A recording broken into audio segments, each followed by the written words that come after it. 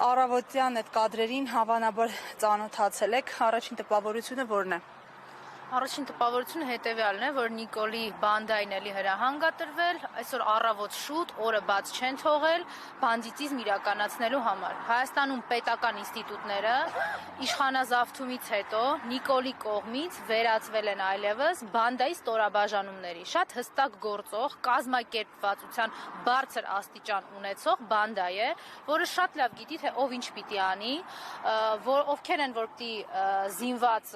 խմբերով մանգան, ովքեր են, որ պիտի իրավապահի դիմակ հագած մարդկանց խոշտանգեն, ֆիզիկական հաշվեհարդարով սպառնան, ովքեր են, որ պիտի իբր պայքարեն քրեական ենթամշակույթի դեմ, բայց իրականում քրեական ենթամշակույթ տարածելով վախեցնեն Հայաստանի քաղաքացիներին։ Այն ինչ այսօր տեղի է ունենում, բացի նրանից, որ քաղաքական հաշվեհարդարը եւ սահմանադրաիրավական իրավունքների ոտնահարում է Նարեկ Սամսոնյանի եւ Վազգեն Սաղաթելյանի, այսօր առավոտյան կատարվողը նաեւ շատ հստակ է, ազատ խոսքը ճնշելու եւ լրատվամիջոցը փակելու Նիկոլ Փաշինյանի հերթական դրսեւորումն է։ Ինչ ենք մենք խուսափում դրանից խոսել, առգրավել լրատվամիջոցի գործունեության, բնականon գործունեության համար անհրաժեշտ տեխնիկան նշանակում է փակել լրատվամիջոցը եւ դա կոնկրետ հստակ հրահանգ է եղել, որ այսօր կատարել է հեղինակազրկված քննչական ու ազգային անվտանգության ծառայությունը։ Տիկին Մկրտչյան, ամեն դեպքում խուլիգանության հոդվածի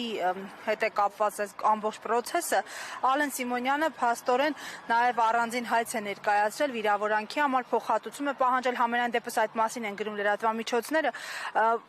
ոչ նորմատիվային բառապաշարի համար, եթե ընդունենք անգամ, որ դա եղել է, այս տեսարանները համարժեք են։ Դուք Ալենի բառապաշարը տեսել եք, ազգային ժողովի նախագահի աթոռին վերընկած, ինչ հայհոյանք, անմակարդակ բնույթի